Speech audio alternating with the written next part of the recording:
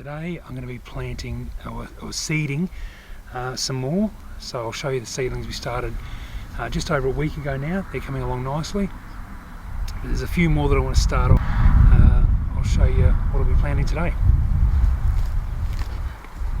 I'll just be using a commercially bought seed raising mix. Main reason being so I haven't been able to get any compost or anything going well enough. So today I'll probably do some nasturtiums, but I'll plant those direct around the veggie garden. Same with the marigolds. I'm going to do a little bit more corn, but I really want to get some capsicum going. The ones I did about a week and a half ago haven't come up yet, and I'm just a bit worried that they're not going to come up. I haven't grown capsicums before, so it's going to be interesting to see how long they take to come up. But I've only got 5 planted, so I'll get another 10 or so done. I'm using these seed trays that I've had off old seedlings that I bought in the past, and I like hoarding this sort of stuff. It's comes in handy when you want to plant some seeds out. So that's what I'll be using today, but mainly capsicum and corn. So we'll get going with the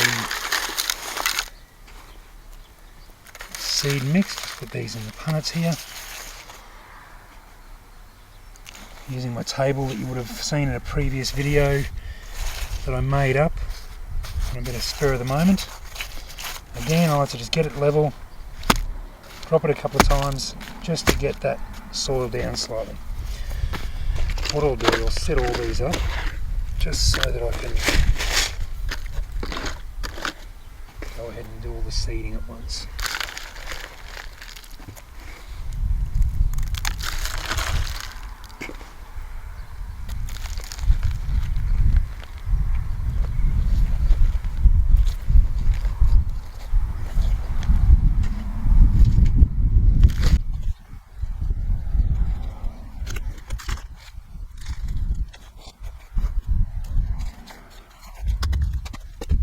Okay, so I'll leave this up here because I will just top them off a little bit.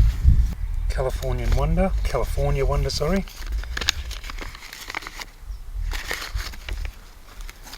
We plant the rest of these out.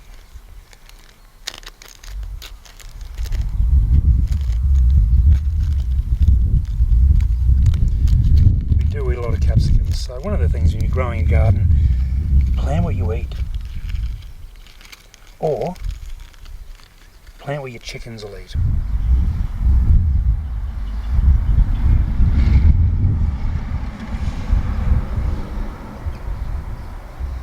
I'm using quite large punnets here, so what I'll do is, I'll spread the seeds out somewhat, so if by the off chance I do get 2 per punnet, I might be able to split them and plant them out.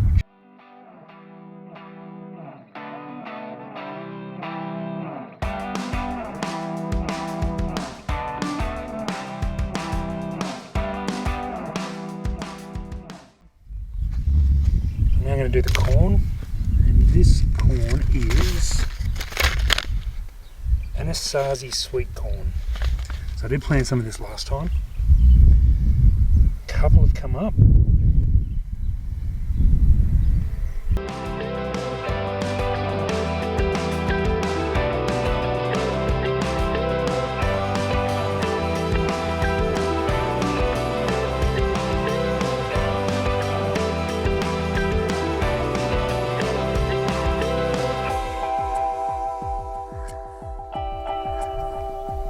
Beautiful day, amazing.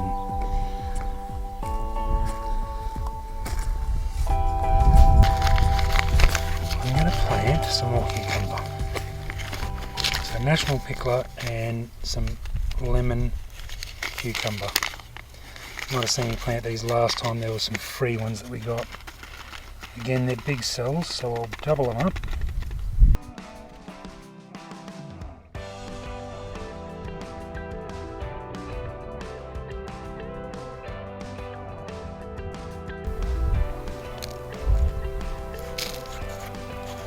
Light dusting over the top, and the national pickler. Let's get another 6 of those.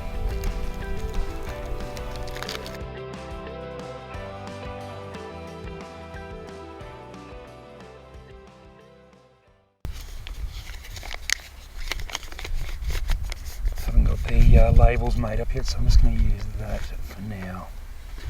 So I get some labels drawn up.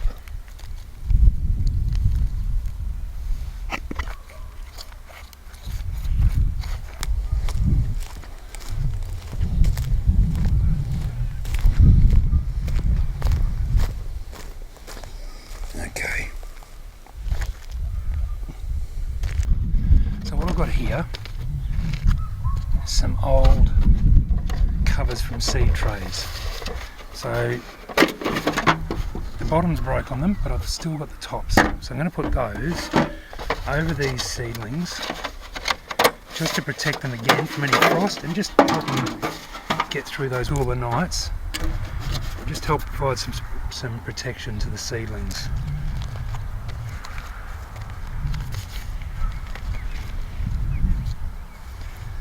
Now I'll go and water these before I cover them. So what I did want to show you before we go and get the hose are the seedlings we planted. It's just over a week ago now. So here they are. So the beetroot has come up very nicely. So it's come up really well. You can see here the corn. So the corn has had some nibbles out of it. This one here won't make it. So it got eaten by the slugs. So this row here was the capsicum. So nothing has come up there yet. So I'm not too sure if they're going to work. These are the two different tomatoes. So they haven't gone too bad, but you can see there has been some little nibbles. I don't think that's slugs, it's some other sort of insect. It looks too small to be slugs. And over here the sage has come up nicely. So that's all the sage there. Chilies over the back there, you can see some slug damage there. So these are the potkins, these are the ones that were from 2016, some seeds that I saved, so they have come up, which is exciting. There is 2 cucumbers there. That's the National Pickler cucumbers, and that's another National Pickler cucumber that's come up there. That's a potkin there. That was a bit of some stuff I had left over. This one here, that's the lemon cucumber. Now that did come up, but a slug got to it. So here's what I did. So I tried out the drunk slug method, looked it up, and it was just simply put beer in a dish. Now the next morning I got up early, about 5:30 a.m, came down to go and feed the chooks, had a look, and in 3 dishes that I had, I caught 15 slugs, which blew me away. They're all dead in the bottom, which I was expecting to be lucky to catch one. And I didn't think I had that much of a slug problem. So I did have some lettuces that, you know, you'd see little holes in them and that sort of thing, but the one that really annoyed me was the seedlings. I wanted to get those buggers. So I ended up doing it. That dish there that's in with the seedlings now, I've actually moved that from one of the other gardens because I've noticed a few more holes creeping in. I did actually find 2 slugs before I used the beer traps at the end of last week. Early one morning I came down and I saw the little buggers on the plants there, so I got them and squished them. But I have caught another one today. He was sitting under one of the pots when I came down to check them. So, but I thought I'd share with you the slug trap, the drunk slug trap, I've heard it called. Amazing. I could not believe how well that worked. I threw them to the chooks after that first day and they loved it. See there, there's another, what have we got, 1, 2, 3, 4, 5, 6, 7 in there. 7 more slugs, and that was from overnight. That was empty yesterday. 7 more slugs and a fly. It worked. It got them away from the lettuces, away from my seedlings, which is what I really wanted, and yeah, it's killed them. So I'll keep doing it. Is it a waste of beer? Maybe. It's a pretty cheap slug track. It's a pretty cheap slug track though. It's a pretty cheap slug trap. it's a pretty cheap slug trap. They're trying to say that. It's a cheap way to kill slugs. Alright, I'll go and get the hose and we'll give these a bit of a water before I cover them up.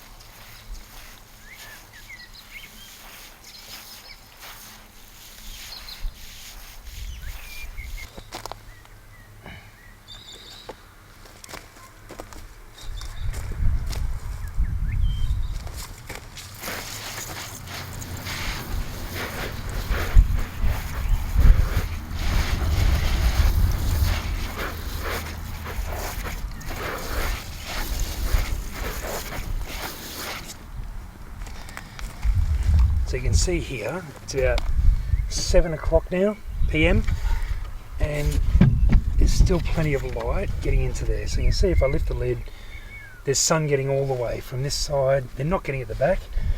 But if I was to make this again, I would probably put a bit more of a slope on the sides, just to give it a bit more of an angle. But it's working really well, especially this time of the year. It's working perfectly. Give me a bit of a drink.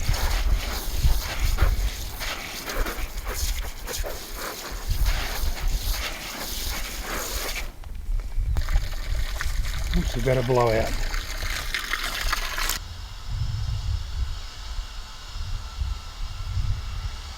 So this is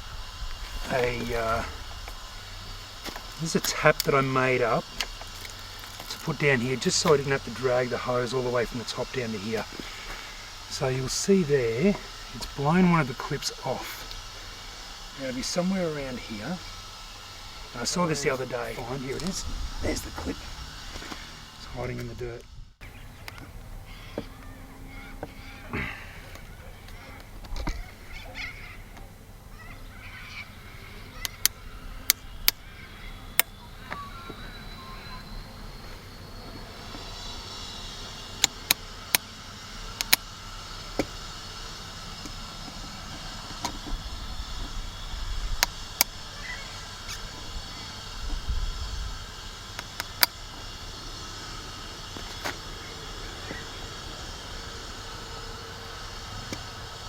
I think the plastic must shrink a little bit, the pipes must shrink a little bit, and they start getting a bit loose.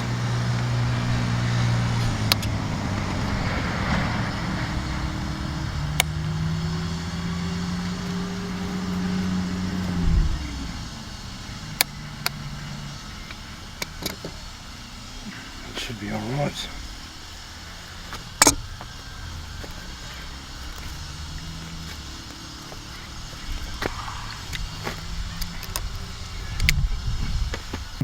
In our climate here, which is central Victoria, we get frosts up until late October, which is very late considering that's sort of the end of the second month of spring here. So our marker again that I've mentioned on an earlier video is frost tolerant plants shouldn't be planted out until Melbourne Cup Day, which is the first Tuesday of November. So that's the mark when people, first Tuesday in November, get out in your gardens, and that's a public holiday here in Victoria, so it's a great reminder, public holiday, get out in your garden and you can plant your frost tolerant plants and be pretty sure that there'll be no frost. You do have to watch, because if you do get a surprise frost, it can roll all your crop, so you just need to be really careful. So here's what I'm doing to protect these ones that I've just planted today. Remember, some more capsicum, some corn. So I've given them a water. It's using these here. So these are just some old seedling covers that I had off an old, some old trays. They did have trays and all the rest of them. They have been broken or missing or whatever. But I've got 3 of these, so I'll cover these up. There's little air holes that I can open up if we do start getting warmer days. But for the moment, these will be perfect to just drop over these, especially when the plants are young. I'll push them down a bit just to try and stop any slugs or anything getting under them. Not that the sneaky, it'll stop the sneaky buggers, but it'll help.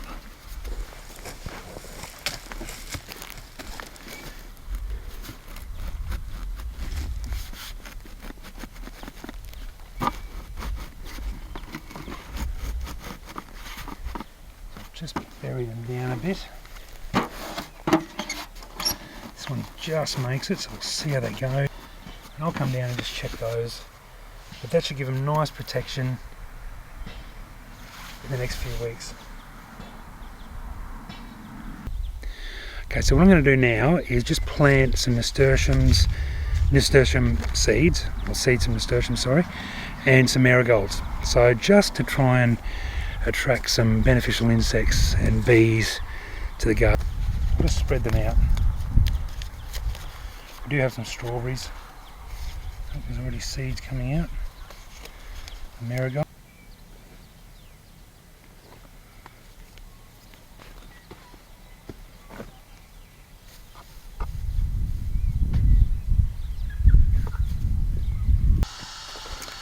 So that was the marigolds that were just spread all around the perimeter of the garden. Next I'll do some nasturtiums. Now I'm thinking I might plant them down along the front here. It's a bit of a dead area down here, so I just want to plant something along the bottom of the wall.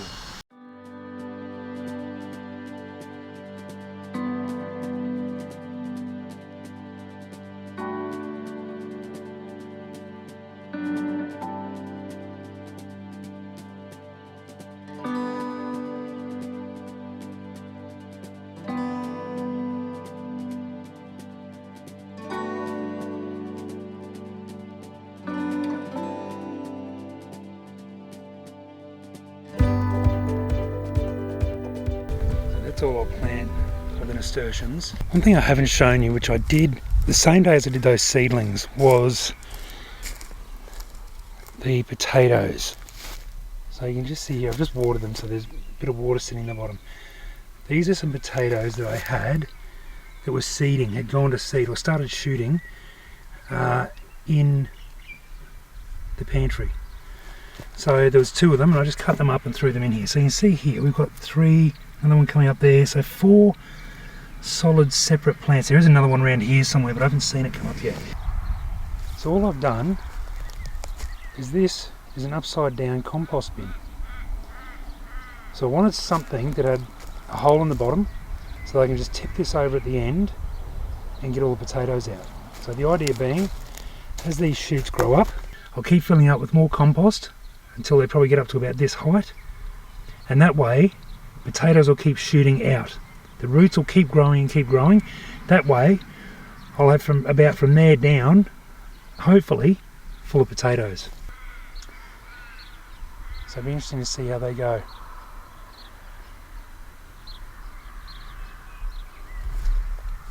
Something else I want to show you.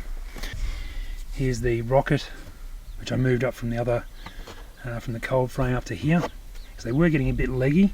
And they were getting a little bit of a shadow for some of the day, so I thought I'll move them up here to get more, and I'll just take the cover off in the afternoon when I get home, just to give them a couple of hours of fresh air and a bit of sunlight. And that's the Tommy-Toe tomatoes that, again, first seeds I ever saved back in 2016, which seem to be going well as well. So I'm just going to set my slug trap again.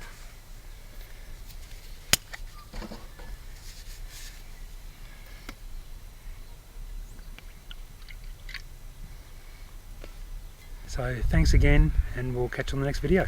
Bye.